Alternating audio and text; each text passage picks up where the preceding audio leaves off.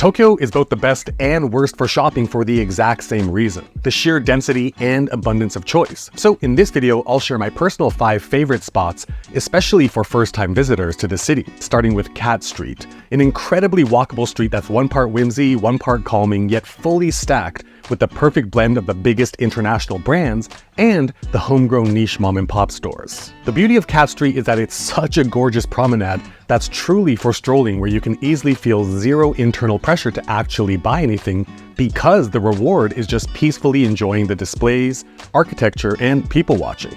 By the way, I'll put Google Maps links everywhere that I mentioned down in the description, but looking at Google Maps here, you can see that when you emerge on the Harajuku side of Cat Street, there's a bonus spot directly on Omotesando Road if you're traveling with kids, aptly named Kiddyland, and it's one of the best toy stores on planet Earth. For example, in Japan, there are these vehicles by Honda called Canopy.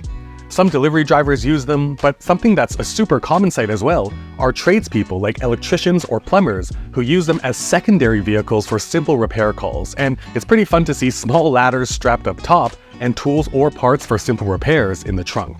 I shared all that because I bought these blind boxes at the toy shop, one of which I'll unbox now for myself, and the other will be a small part of a giveaway. Looking at the possibilities, I don't know which color I'd personally want the most, but as I unbox and find out, be sure to stick around to see what else will be a part of the giveaway. My recommendation though? For optimal peace, go around 10 or 11 a.m. on weekdays because it gets jam-packed in the afternoons and on weekends as well. Check it out. I strapped an action camera to the strap of my sling bag, so here's a quick time-lapse of that walk up Cat Street, just so you can get a vibe of how wonderful of a stroll it is. Cat Street goes past Omotesando into Harajuku, so if you decide to cross Omotesando Road over the walk bridge to cross over to the Harajuku side of Cat Street, the entire area is still so quaint and beautiful to explore if you get there early enough, and selfishly, I like hitting up Liberty Walk because I'm still a child and I like cars, and you get to sit in their caricatured F40. And always make sure to visit my favorite micro-brand store called Cune. I mean, check this out. You find the rabbit, head down these stairs, through the sliding doors down this dark grass walkway towards that brightly lit logo, then hang a left and check out the unique clothes, graphic design, and lifestyle goods available. All in all, the reason Cat Street is on my recommendations is because it's just a beautiful place to explore and is demonstrative of how incredibly well Japan manages to mix bustling retail with quiet residential, all while maintaining this level of cleanliness and peace that's rarely seen anywhere else. Next up is Nakano Broadway. I mean, you'll find incredible vintage shopping throughout Japan, but where Cat Street features more boutique vibes, which again, totally worth it, because as you saw with stores like Coach, major brands sort of go all out there. But Nakano Broadway offers a completely different vibe. Exiting the north exit of Nakano Station and crossing the street, you are greeted with this covered grand walkway, which in and of itself offers a lot of interesting things to look at. But once you get to the end of that hallway is the entrance to the 4-story Nakano Broadway Mall, a very beautifully weird haven for a few groups. Vintage toy collectors, those who like anime and manga, and oddly, incidentally, my favorite reason to go, luxury watches, both vintage and new.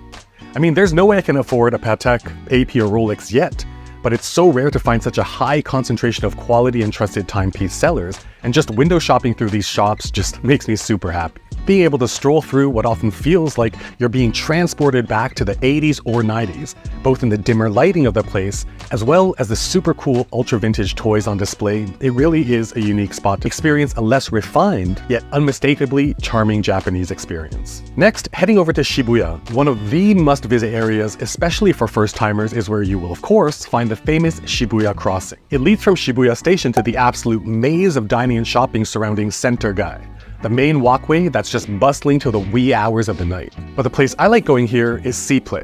It's one of the larger Gachapon shops in this beautiful city. But first, what the heck is Gachapon? Gachapon are capsule toy vending machines.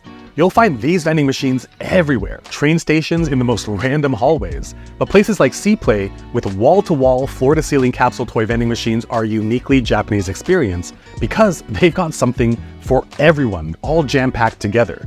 Even a great option to serve as small gifts for friends and families for when you return home, no matter what they are into. Camping, train lovers, ramen slurpers, vintage car nuts, cute characters, soju shooters, street food eaters, introverted writers, construction workers, whatever the heck this is, cat people, onsen relaxers, zipliners, DJs. I mean, this pioneer set is awesome. Mail carriers, you get the point.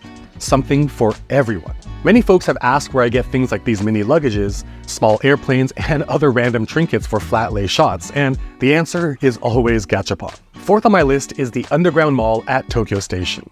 The place is a labyrinth with so many stores. The mall itself has hallways with their own street names, most famous being Character Street, where all those famous Japanese cartoon characters have dedicated storefronts. But for me, I like hitting up the Tomika shop on Character Street to see which featured vehicle is being offered at their factory booth. When I visited, they were offering a Gen 3 Supra. Kinda wish it was a Gen 4, but hey, it's fun to see their process where you start by picking your body color and seats, watch them assemble it, and of course, do the straight roll test down the ramp to make sure it's all put together well during assembly. I picked up 2 cars to add to the giveaway. That Supra in red with blue seats, since this is the only way to get that color combo, with the spoiler marked Tomika Factory, as well as this red STI that says Tomika Shop on the hood, and also this pressed copper coin too. But the underground mall at Tokyo Station is on my list for a few reasons. 1, Tokyo Station itself is an iconic building almost worth just visiting to stand in front of and bask at the sheer scale. 2, it's got so many unique eating and shopping experiences and options like the Tomika Factory shop I just showed. And 3, because it's likely an easy, natural transit stop as you travel throughout Tokyo. And this leads to the end of the list, my personal favorite. And if you've been with me for a bit, you already know what it is. I made a video last year sharing my favorite brick and mortar store on planet Earth, the Traveler's Company notebook and stationery flagship shop in Nakameguro. But for this video and this giveaway, I started with their Tokyo Station and Narita Airport satellite shops to grab some of the more sought-after pieces that are only available at those locations. At this location, I picked up the Tokyo Station only regular size insert, grabbed another train-themed insert and manually stamped the covers, picked up these gorgeous Tokyo Station only letterpress stickers, and grabbed this passport-sized Tokyo Underground Rail insert as well, with this Tokyo Station drawstring linen bag to put it all in. At the Narita Airport location, I of course grabbed the regular size and passport size inserts that are available only at their NRT location, and hit up their dedicated button Gachapon machine to grab these 3 decorative pins that are only available at the airport. At their flagship location in Nakameguro, I picked up this limited edition Nikko Kanaya Hotel collab regular size insert, this year's colorway add-on of their Victorinox classic color collabs, and their branded leather keychain sheath made specifically for that small Swiss Army knife. I'm about to tell you how to enter, but first, I'm curious, for anyone who's been to Japan a few times, where are your favorite spots? Let us know in the comments so everyone can benefit. However, none of that matters if you are stressing about navigating your first visit to Tokyo with confidence. And to see everything you'll need to do in your first hour after landing at the airport, you will definitely want to watch this video right up here. To see what to me is by far the best souvenir from every country on Earth, this video down here is the one for you. I'll leave it on screen for a few seconds so you can choose which one to watch next, but of course, to see how to enter this short 1-week Japan giveaway, find the entry guidelines link down in the description below.